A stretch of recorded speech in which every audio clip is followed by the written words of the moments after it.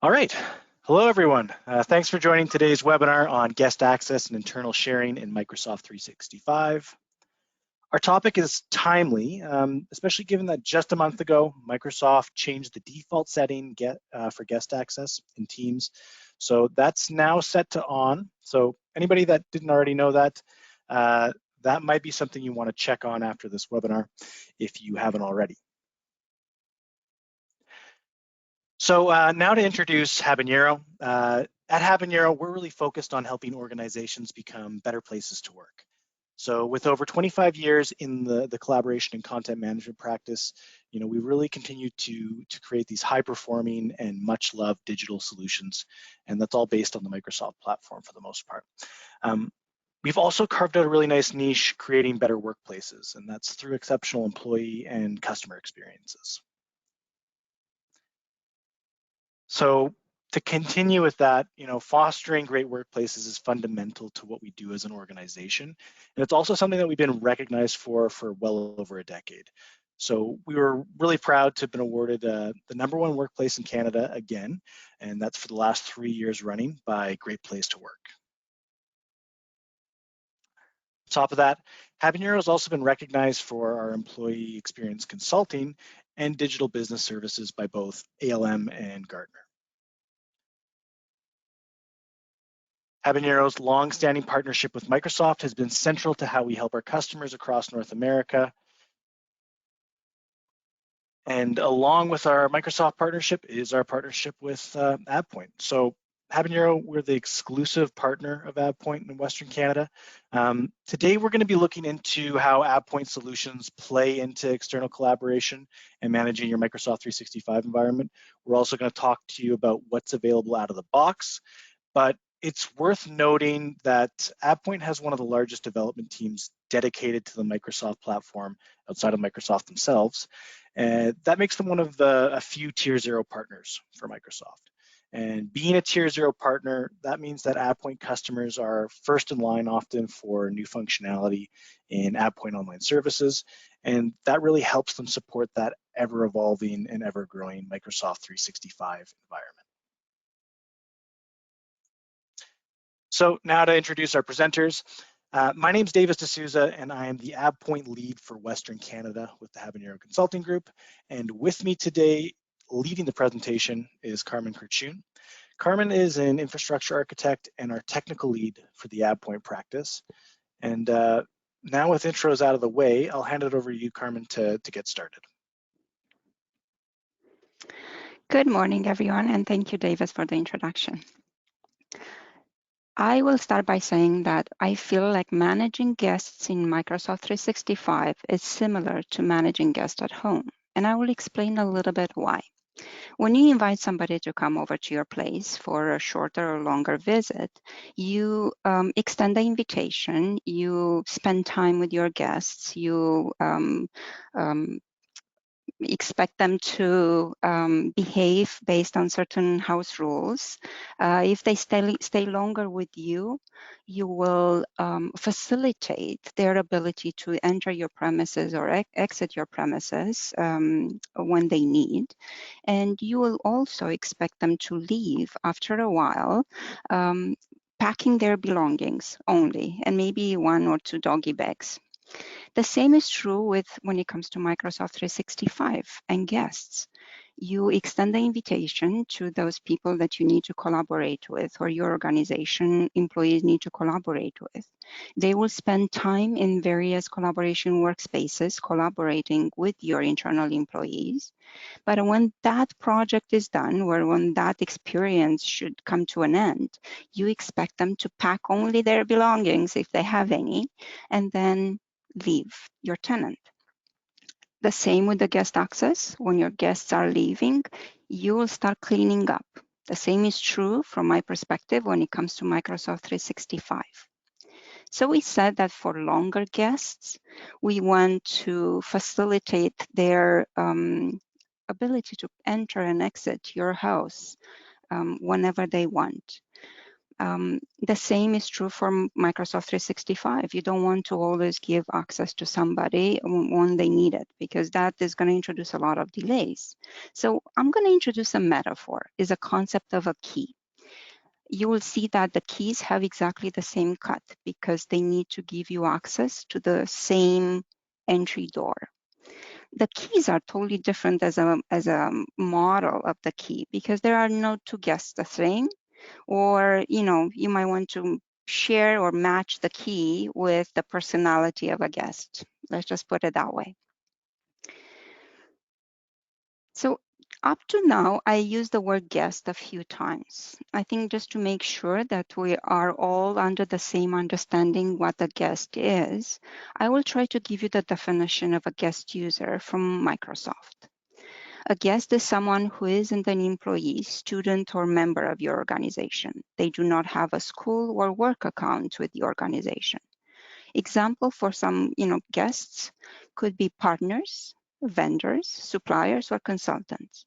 So definitely guest is not an employee or a licensed user. Now with that definition out of the way, I want to state one extra thing. Davis alluded about it at the beginning of the presentation. But starting with February 8th, there is alignment between all your services within Microsoft 365. And if no changes were done to your tenant, right now, guest access is enabled for your tenant. And the way that guest access is enabled out of the box is configured with the least restrictive settings. So you might want to take a look at that if you haven't already. When it comes to guest access, there are some questions that any organization should ask themselves. What data is being accessed by those guests? How long is that access needed? I think those are two main questions, but there are a lot more. Who invited those guests? Do we still need them in our tenant? Did they ever logged in? How long they've been actually in our tenant? The question that I have on the screen there is how long do they need the access, but how long they've been in your house or in your tenant. Another concept that can be a little bit confusing, and people kind of use them interchangeably. So I want to actually make sure that there is clear understanding what that is external sharing. And what is exactly external sharing? External sharing provides users within your organization with the ability to share content with people outside your organization. And those people could be partners, vendor, clients, and customers. So it's exactly the same audience or user base as your guest access. I think the caveat in here is the external sharing, you provide access only to a subset of the content, not to entire collaboration space. And that subset of the content can be a folder, a simple document actually, a folder, or one or more folders to that matter. Also, external sharing can be used in association with multiple subscriptions for the same organization. This is a very extreme case. I don't have a lot of clients that are using this, that are in this scenario, but just so keep it in mind there. So to use the metaphor that we introduced with the keys and home guests, I want to give you an example of how external sharing might differ from guest access. When it came to guest access, we said that you provide a key and you allow them to enter the premises, and they have access pretty much to the entire household, especially for those long-term guests. When it comes to external sharing, we just say that they have access only to a subset of that household, or in our case, Microsoft 365. So just to put another metaphor in there, I'm just going to say you have a greenhouse in your backyard and you're going away, and you give your key or a key to for your greenhouse to your neighbor, and you're asking the neighbor to water your little plants in your greenhouse. When you come back from your vacation 3-4 weeks later, you are not asking your neighbor to give the key back. Maybe you forget. And to your surprise, later on in summer, you figure out that, or you see that your plants, your tomatoes, are actually disappearing. And you see that your neighbors are coming back to your house and picking up those little tomatoes and using them. The same is true with your external sharing. If you leave that door open for longer than it's supposed to be, you never know if that external, the entity that you use that external sharing is not coming back and using information that was shared with them initially, or even more, if the sharing was done not to one document, maybe it was done to a folder, and your organization continue to collaborate within that folder. There is more in there that they should not have access to. So we'll stop for a second here and introduce a quick poll.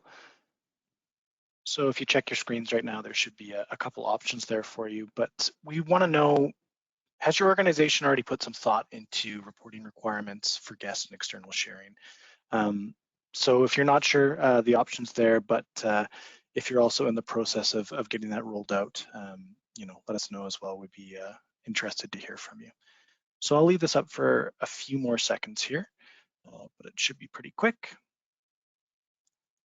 All right, perfect. So I'm gonna close that out and hand it back to you, Carmen. Okay, with the poll out of the way, let's just continue, and I will introduce another term. And I promise this, I have one other term after that, and then we're gonna go maybe to a more fun part of the presentation or the webinar. This new term is ghost user. And I know it's not Halloween time, but we do have to introduce this term. So what is a ghost user? A ghost user is a user that used to be a guest in your tenant, and maybe through the team site or the collaboration space they had access to was deleted, or maybe it was archived and archived out of place, so they lost their access. Or maybe they just, the project completed and the owner of that site removed the users that are not supposed to have access, which is a good practice, a very good practice. But let's just take the time, the scenario where this collaboration space was deleted by mistake. And after a while, the owner of that collaboration space realizes the mistake and says, I want to restore it from backup. We assume that you do have a backup solution that allows you to restore, for longer than the SLAs from Microsoft. So the administrator for your organization is restoring that space, that collaboration space, back to your tenant. If that user that used to have access to that collaboration space still exists in your Azure Active Directory, at the time when the space or the collaboration space was deleted, he became a ghost user because he was a user that existed in that Azure Active Directory, but did not have access to any of the data that you have in your tenant. The moment that site was restored, that user gains access back to your data. So to put it back to the metaphor that we used with the keys and house guests and such, let's just say that you have one of those guests lurking in your backyard. They put a tent up and they're waiting for the right opportunity to get back into your house. That's exactly what a ghost user is. One other concept is the shadow users.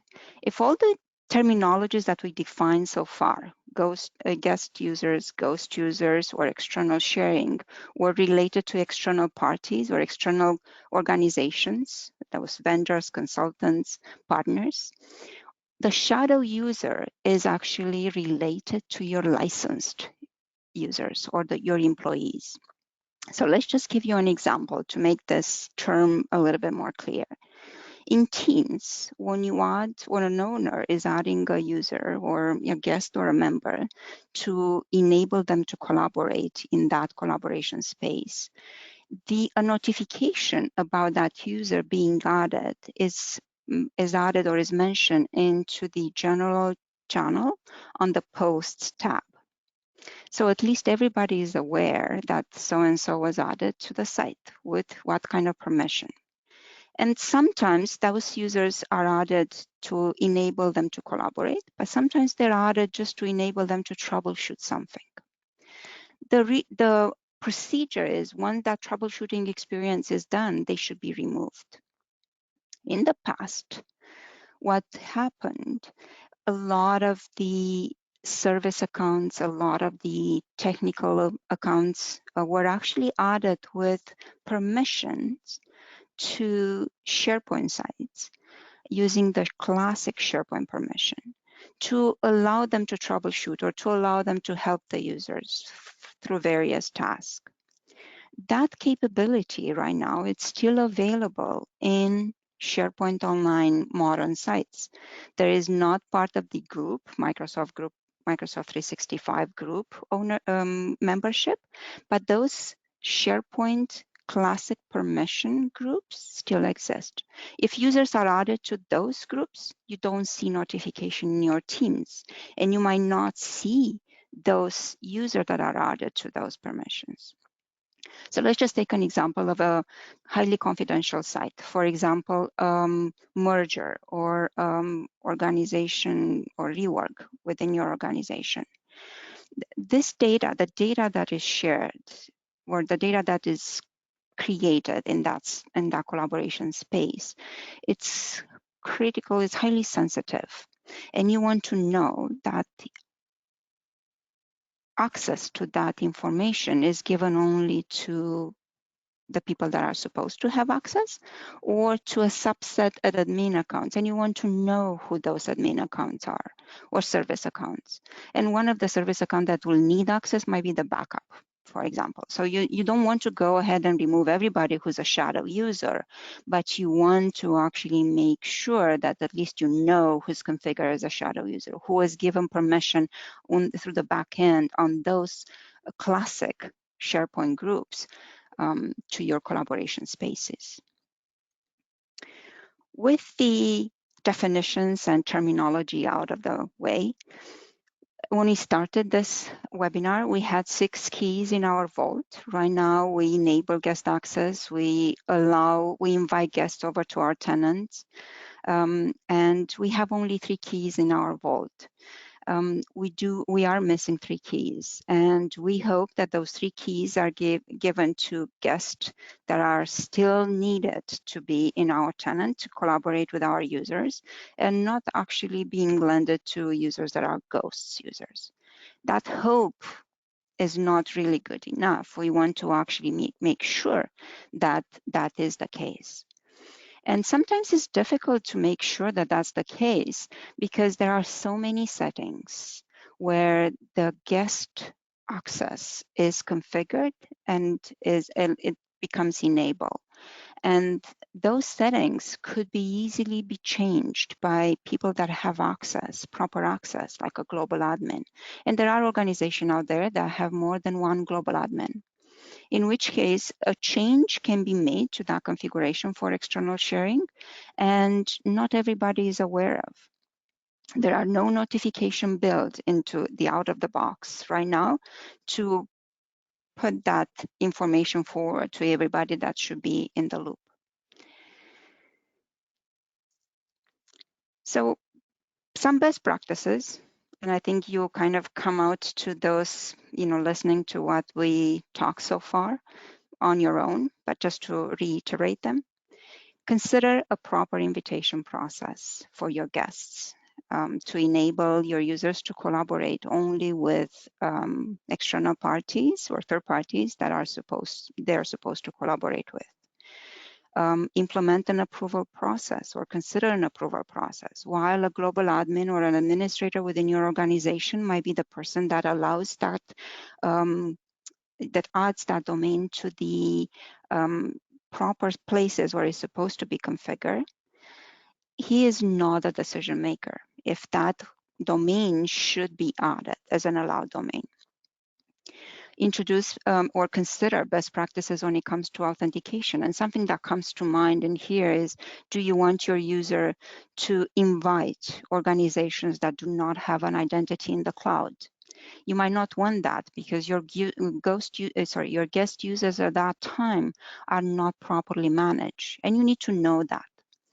Consider, when assessing who was invited at some point as a guest. Are those still guests? Do they still need access, or do they become a ghost? And why that's important is because there is a certain number of guests that could be invited in a tenant for free. And implement a reoccurring guest recertification process. What I mean by that is you have a process that happens, that occurs every so often, where the owner of a certain collaboration space reviews the permission. And those permission can be for guests or can be for members too, and for your internal employees, and identify if they still need access to that collaboration space, or they moved on to a different department and they don't need it anymore. So I think all those best practices and what we talked so far brought to the forefront a few important things. There is a lot of manual tasks, a lot of things to consider, a lot of processes that you need to implement. And while all those are audited, and there are tons of logs in Microsoft 365 for you to review, looking through the logs is not really a fun job. So I want to introduce another concept, the concept of a smart lock. So imagine the time when you invite a guest and you have a smart lock with notifications that tells you when the guest enter your premises. In this case, I'm referring to the house, but that's true for Microsoft 365 too, right? It allows notification when a guest enters the premises. It notifies you, or actually puts it to the forefront of your dashboards, that guest access certain files with a certain sensitivity classification. So this smart lock is actually the ideal for anybody who's managing a Microsoft 365 tenant. I think very similar to that smart lock is this policies and insights tool that AvePoint has. What this tool allows you to do is to actually, through the 4 pillars that it has, it allows you to create policies with various rules that are applicable to your organization, and to automate certain configurations and certain tasks. And you can enforce those rules. It allows you to find and monitor what happens when people are accessing, how long they access it. Is that data sensitive? Should they have access to it or not? So you find all that information that's important, and you can act on it immediately. So you prioritize and you can fix, and that fix could be done automatically as part of, within the tool, or you can take it, as a task to do it later. It depends how, high on the priority list it is, how critical it is. And also you can prove progress, right? If you have 20 sites that were in violation and at the end of the day you have only one, you can prove actually that, security posture on your tenant has been improved. I'm going to show you a little bit under the hood of that tool now that we talked a little bit about the pillars. So on the left-hand side, so actually across the top, you see we have some tabs that shows you those pillars. So if you want to actually, when I change screens, if you want to follow which pillar that specific configuration might relate to, you can do that. On the left-hand side, you see I have policies enabled or highlighted, and I have tenant. So what that tells you, I have the capability or the ability to configure policies for tenant or for individual services. Individual services is grayed out there, but we're going to see that section as well later on. So I can create a policy and I can create rules. Because the topic of this webinar, I'm just going to focus on a couple of rules, which are very related to what we discussed so far, is external sharing settings for your tenant, and is the ghost user detection. So on the external sharing, out of the box, the configuration is anyone. And I did mention earlier that is the least restrictive setting. So you might want to consider that if you haven't done so. From my experience, a lot of organizations are using new and existing guests. That's the reason why I have it set up there that way. But I did see organizations that are using existing guests. And what that means is only people that are already in your Azure Active Directory. And because a user is in Azure Active Directory, it can be a ghost user. You don't want to actually facilitate a collaboration just because it's there, right? So something to consider. But if we have the configuration to have new and existing guests, and another admin, global admin, or a person that has the right permission to change those settings is going and is changing that setting to anyone, out of the box, you don't get a notification. With this tool, you have the ability to be notified. And as notification, you can add, a global admin, or you can add somebody from the business that is responsible for this. From the risk and security team maybe.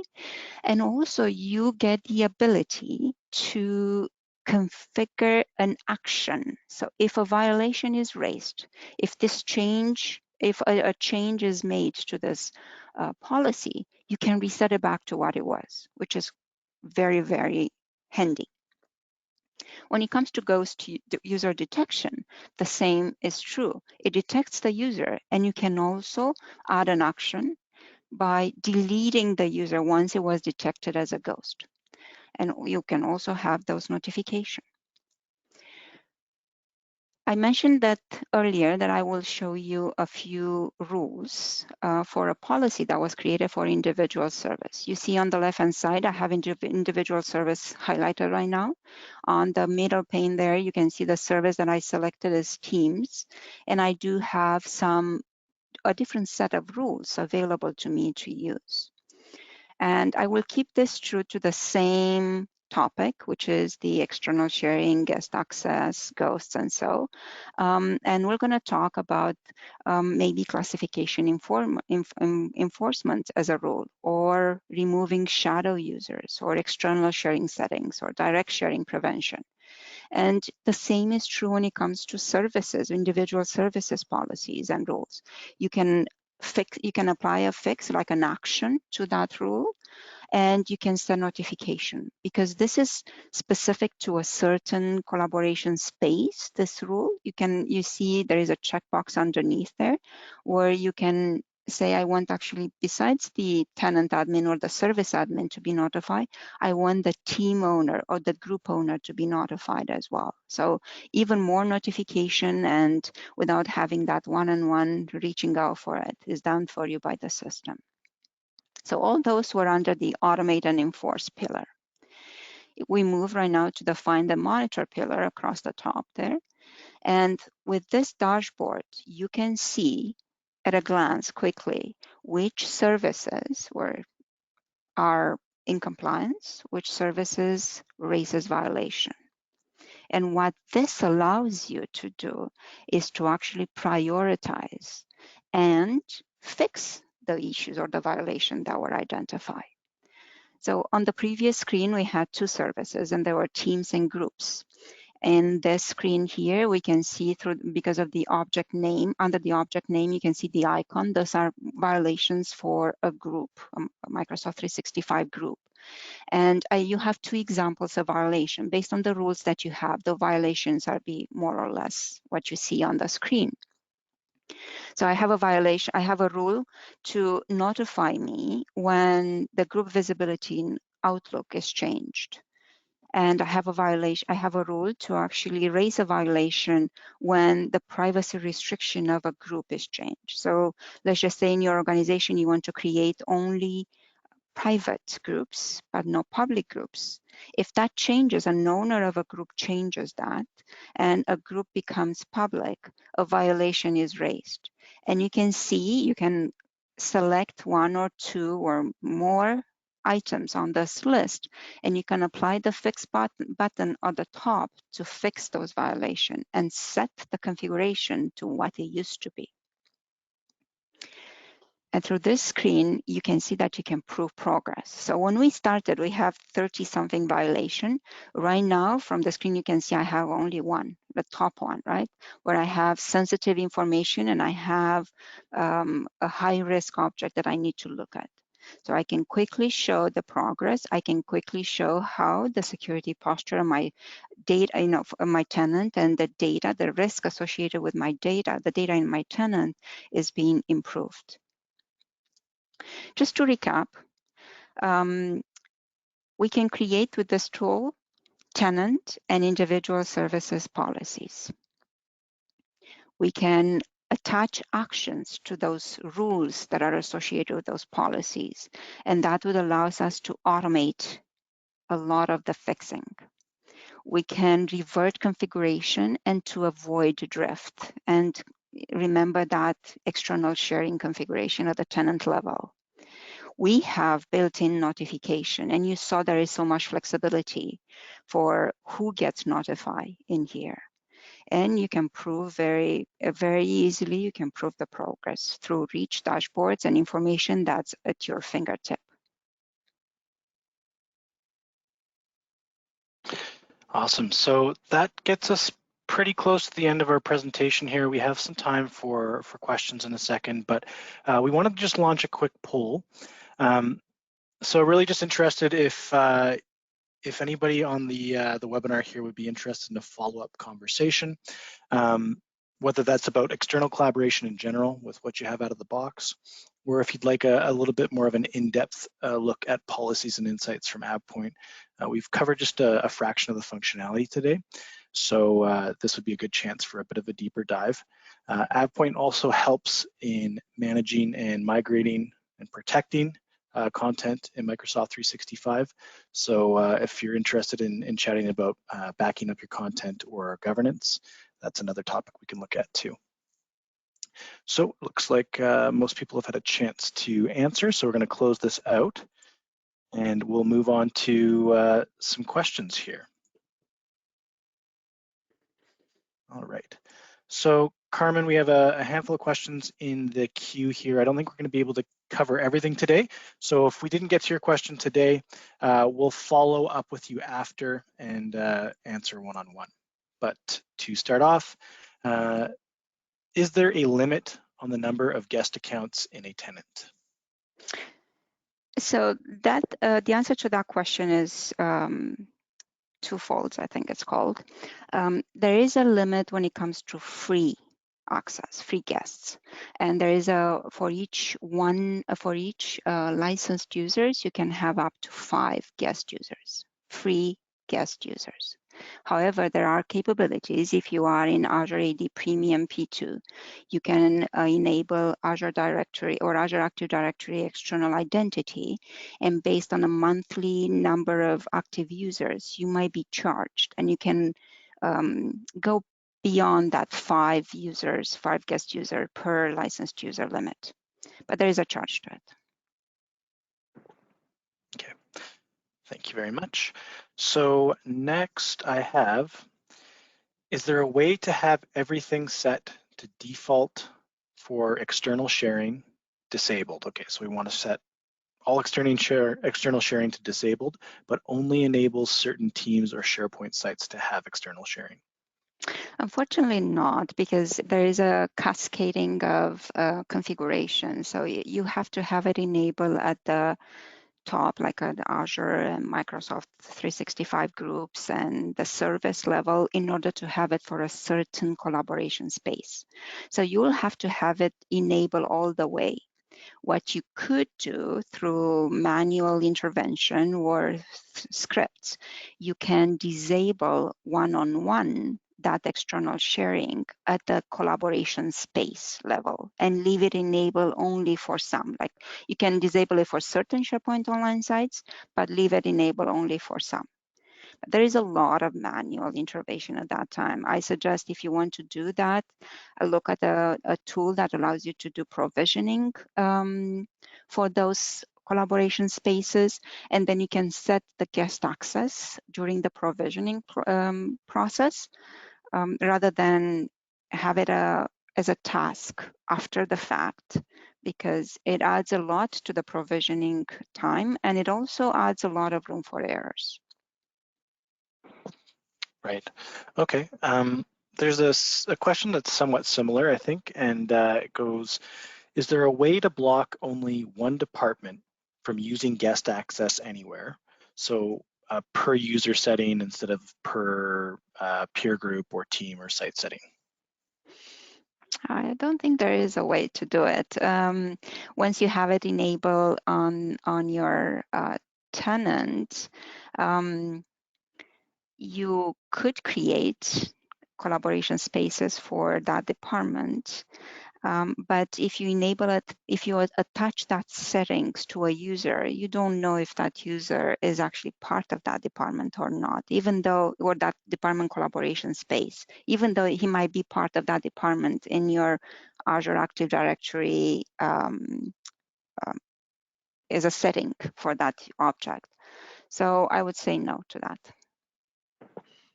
Okay, so I think we'll do one last question here. There's a few more in the questions box, but I think we've all been working from home long enough to know that it's nice to have a bit of time between meetings. So we'd like to get people out of here just a little bit early.